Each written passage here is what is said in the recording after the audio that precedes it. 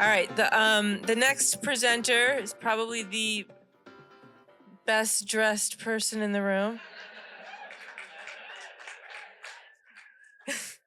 Chris Copley, outsider art, unusual, weird, important. I get it now.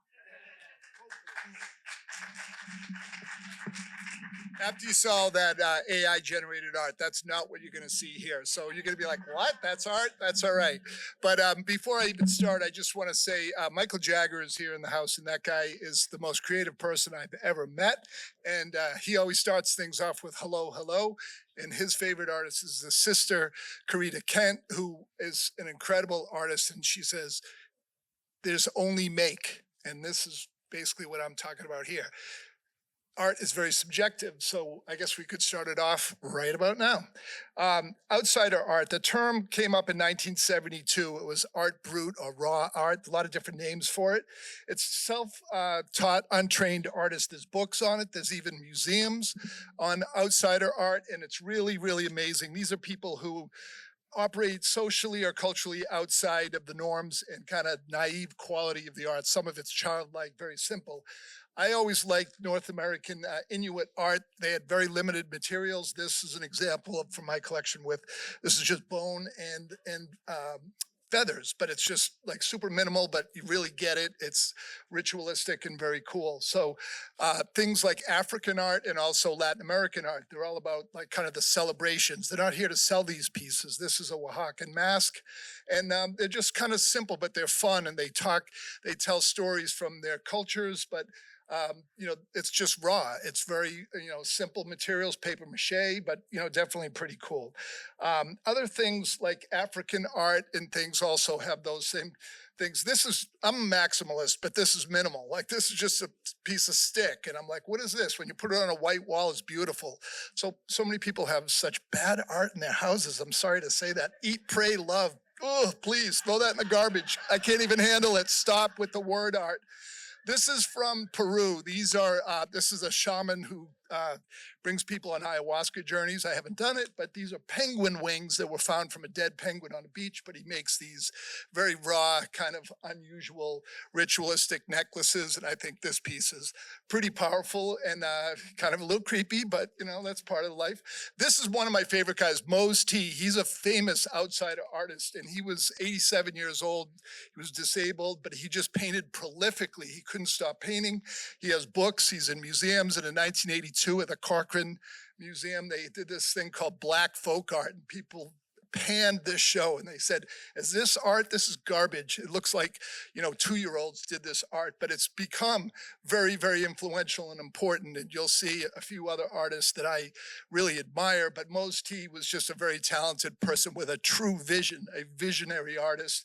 And that piece you saw before with the bird kind of dinosaur thing flying made out of wood. I'm really into Haitian art also, which is very, very simple and basic. And they have these loas or gods and spiritual themes, but very simple. They don't have a lot of money for their materials. This is Desideal Paul, who's a voodoo priest.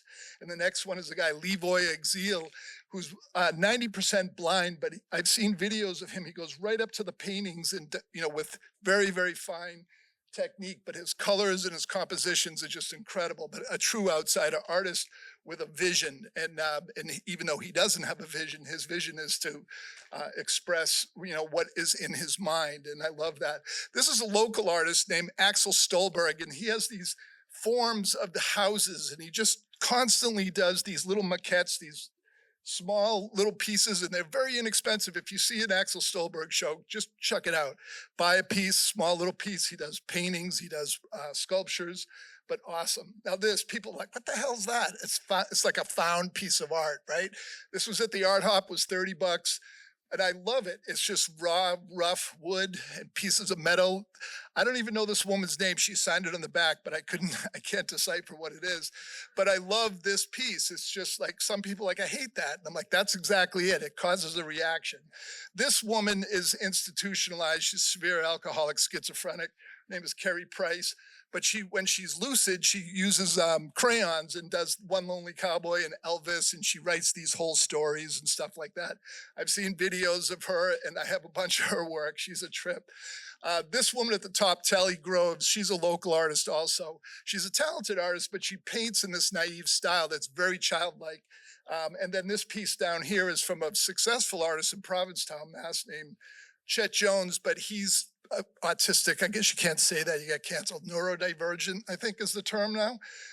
But simple forms. And then Jean-Michel Basquiat, one of the most prolific painters, $100 million paintings now. We had an artist in Vermont, his name was Mikey Welch, he was in the rock band Weezer, unfortunately passed away, but he did paintings that referenced all kinds of art, but also Basquiat. These four faces are Mikey Welch's work. They're definitely kind of pained and aggressive, but he had a whole visual language that was so awesome. And I have some giant pieces of his, and they really, they change the energy in the room when you see a Mikey Welch piece. They're definitely super cool.